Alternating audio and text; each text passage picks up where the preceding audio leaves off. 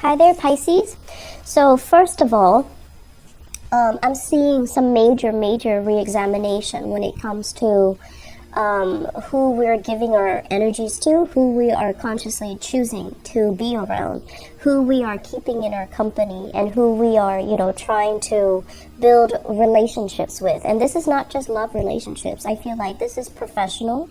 This is group associations, acquaintances, and people that you are making conscious decisions to be around.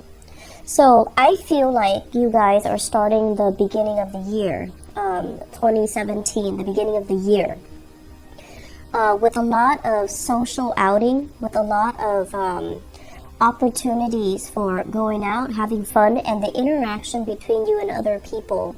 It tends to be emotional, but also it wasn't conducive to long-term stability. So it was kind of like, meeting people that are really fun, but at the end of the day, you might not be able to share these really deep conversations with them. You might not be able to have that sense of camaraderie with them, have that sense of emotional connectedness with them. And that's what you really need. And so the first half of the year, I feel like you were, spending your time going out, having fun, networking, trying to go places where you can be seen and heard. And then the second half of this year, it's all about cocooning yourself with the right people, downsizing the small group of friends that you have, downsizing to a smaller group, as well as nurturing and really figuring out, what matters to you. And I feel like you're at a point where you're not giving so much of yourself. You're thinking about more like, okay, what am I contributing versus what other people are contributing. So there's a sense of balance. There's a sense of wanting to do things in a more methodical manner. And this can be good or bad. If we are constantly keeping scores, then, you want to be careful about that. And if your partner is constantly keeping scores as well, who's contributing what, let's go Dutch or go home, I feel like it can interfere with the romance in the relationship. And likewise, if this, tit for tat, this score-keeping energy is also brought into friendship relationships as well, it can create pettiness. It can create imbalances. So you want to be, you want to err on the side of caution, but you don't also want to be too extreme when it comes to keeping scores, okay, keeping the tabs. So I feel like you're coming into the end of this, the December 2017, but also the next 2 weeks, with a greater understanding of what you need to be, or you need to have, or how you need to behave, or what you need from the other partner in terms of good relationships, good friendships. You're starting to realize that the sentimental relationships don't really matter as much. They're kind of like they're a little bit too heavy, they're a little bit too much, and so you're looking for somebody that is willing to build with you. There's a sense here about family really holding you back, family being a crutch. It can be a safety net, but I feel like from your end, you might have thought it was a safety net, but it's actually becoming a crutch for you, holding you back, preventing you from living your life. And also, there were a lot of burdens and obligations coming from family members, and I feel like they came in the past where the family members could not take care of themselves. So this is like far away, distant past. And then coming into this year, 2017, those family members are self-sufficient. They do not need your help anymore. But it feels to me like you're still enabling the behavior. And so, kind of like sever that umbilical cord, but also learning to detach yourself from other people so that you can see them, as they are today. They're self-sufficient. They're no longer helpless and in need of assistance all the time. So you have to look at a situation realistically and look at, do they really need me right now? Or am I just wanting to feel needed and wanted and appreciated?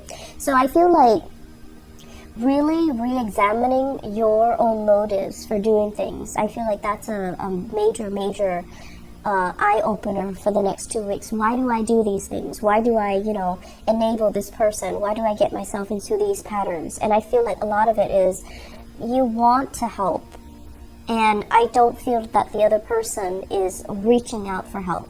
And then when you want to help and the result doesn't come out the way that you want, I feel like you kind of want something in return from the other party, and they never asked for it to begin with. So it gets to the point where one person feel like, oh, but I didn't ask for it, and the other person is like, but I did it because I care.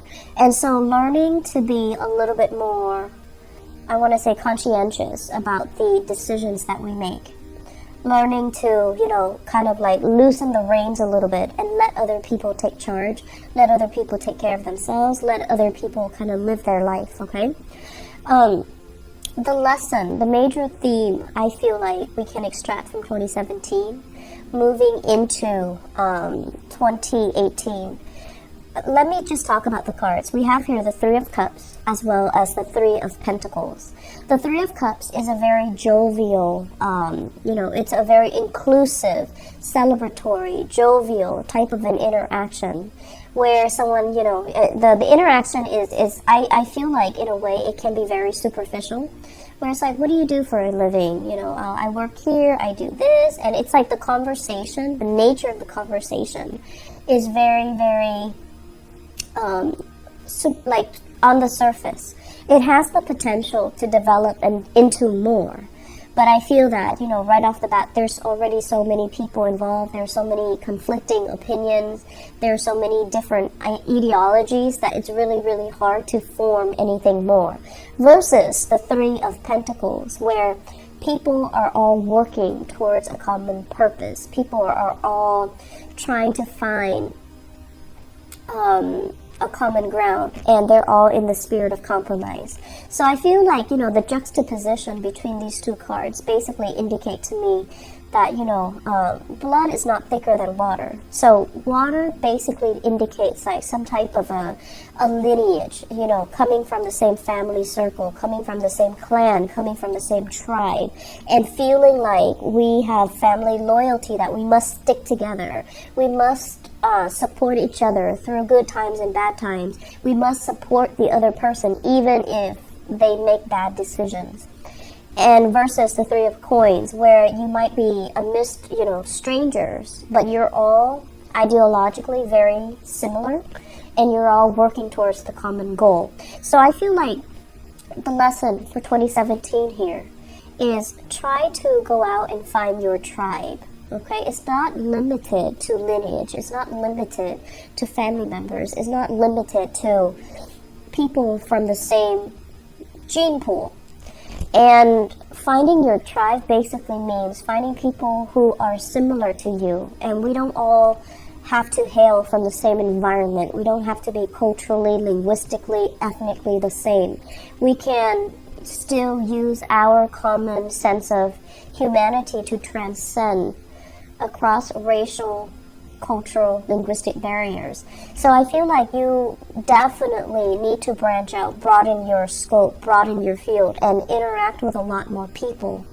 And I feel like through interaction with people who are very different from you, people who are especially not the types that you're used to in the past, you're going to find commonalities, and you're going to be very, very happy that you're meeting people who are like-minded, okay? And then for those of you who are just like, you find yourself kind of like the odd man out in your family grouping, in your family dynamics, I feel like it is really, really time to start branching out and to find people outside of your tribe that can think and behave and have similar life experiences as you, and that you both can, you all can get together and do something and contribute to, society, okay?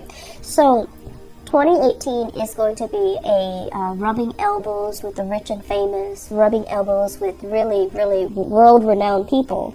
So I feel that you have a lot going on for you guys, okay? So let go of old relationships and try to move on. You have better things on the horizon, all right? So Pisces, take care of yourself.